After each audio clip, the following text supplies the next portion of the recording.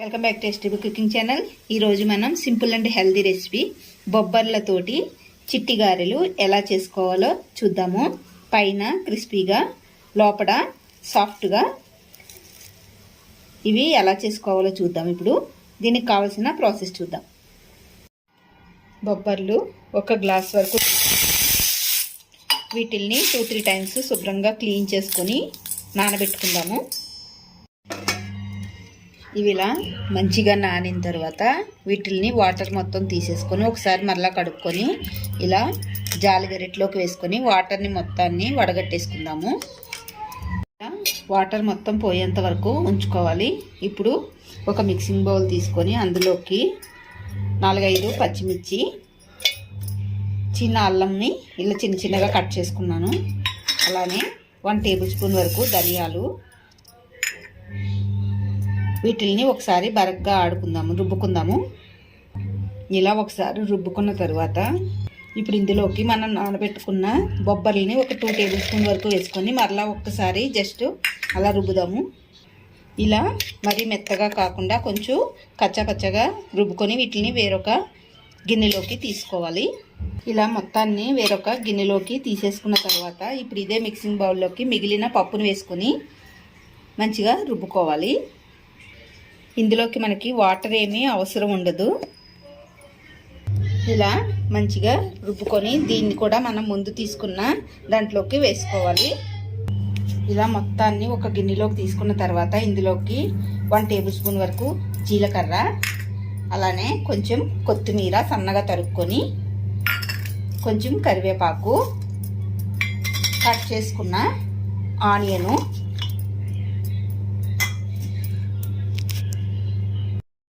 రుచికి సరిపడా సాల్ట్ కూడా యాడ్ చేసుకొని ఈ మొత్తాన్ని మంచిగా మనం కలుపుకోవాలి.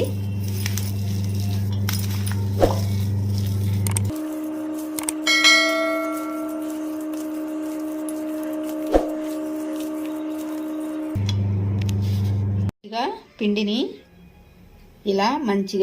రెడీ చేసుకున్న తర్వాత డీప్ ఫ్రైకి సరిపడా ఆయిల్ పెట్టుకొని ఆయిల్ మరిగిందో లేదో చెక్ చేసుకోవాలి. ఇలా ఆయిల్ మరిగిన తర్వాత ఇందులోకి మనం ఒక్కొక్కటిగా చిట్టుగారెల్లాగా మనం రెడీ చేసుకున్న పిండిని వేసుకోవాలి.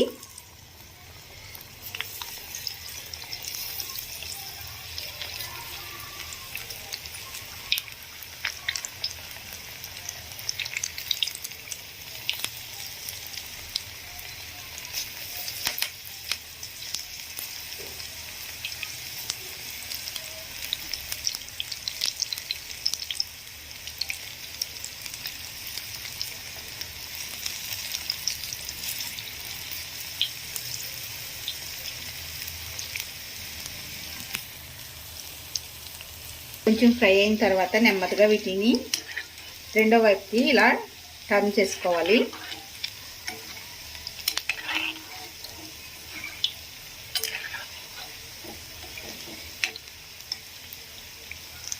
ఇవి మనకి ఈవినింగ్ టైం స్నాక్స్ లాగా కానీ లేదంటే టిఫిన్ లాగా కానీ చాలా బాగుంటాయి.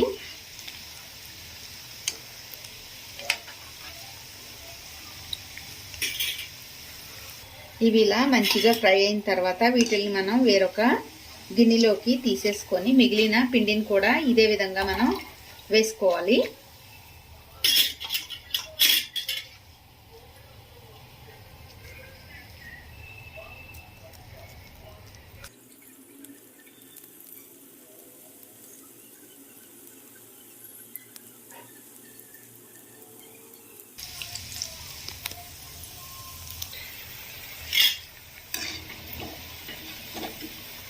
ఇలానే మిగిలిన పిండిని అంతటిని కూడా మనం వేసుకోవాలి.